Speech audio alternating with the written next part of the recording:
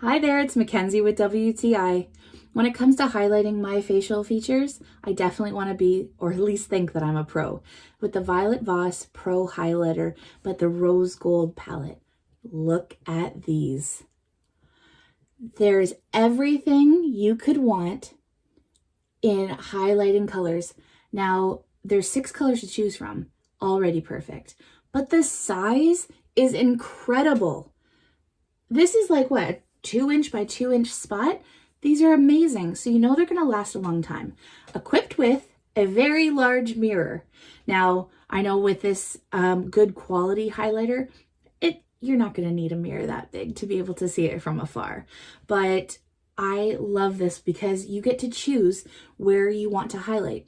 I know a lot of friends like a white highlighter because they like to put it under their brows. When you work hard on doing a face full of makeup, you want the best parts to be shown, to be highlighted and shown. I have right now, I have tea rose on, and I love that glow that it gives me. It's so healthy and fresh. Now there goes a little bit darker, a little bit warmer, but no matter what you're feeling that day, you have the option to have this. I love this. It's a beautiful, beautiful pro palette by Violet Voss. And that's my point of view.